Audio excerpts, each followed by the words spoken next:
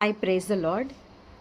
ఈ రోజుల్లో చాలామంది జీసస్ క్రైస్ట్ యొక్క డివినిటీ గురించి మాట్లాడుతున్నారు. అంటే బైబిల్‌లో చాలా చోట్ల దేవుని కుమారులు అని ఉంటుంది. సో, జీసస్ స్పెషల్‌గా దేవుని కుమారుడు అని అని ఎక్కడ ఉంది? లేదా మనం ఎందుకు జీసస్‌ని వర్షిప్ చేస్తాము? ఎక్కడైనా నేనే దేవుడిని నన్ను వర్షిప్ చేయండి అని ఉందా? అని చాలామంది క్వెషన్స్ అడుగుతున్నారు.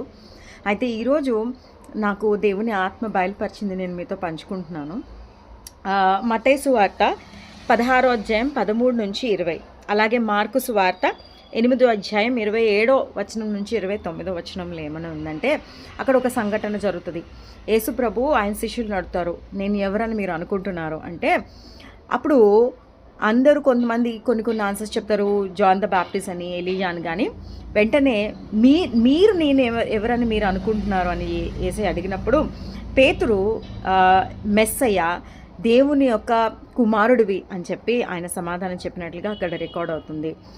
అప్పుడు దేవుడు యేసయ్య ఏమంటారంటే, ఇది మీకు మనుషుల చేత కాదు కానీ దేవుని చేత బయలుపరచబడినది అని అక్కడ క్లియర్గా ఉంది. అక్కడ మెస్సయ్య దేవుని కుమారుడు. కానీ ఎన్నో చోట్ల దేవుని బిడ్డలు కుమారులను రాయబడి ఉంది. కానీ మెస్సయ్య అని కేవలం యేసు ప్రభువుని మాత్రమే పిలవడం జరుగుతుంది.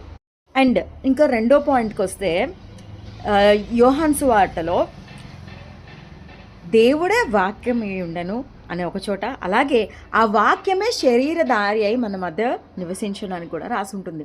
వాక్యము శరీరధారి అయి వచ్చింది దేవుడు వాక్యం అని రాసున్నప్పుడు క్లియర్గా యేసుప్రభువే దేవుడు అని కూడా అక్కడ మనం అర్థం చేసుకోవాలి. అలాగే ఎంతోమంది, సరే ఈ భూమి మీద ఎంతోమంది పుట్టారు, చనిపోయారు, సోకాల్డ్ ఎంతోమంది.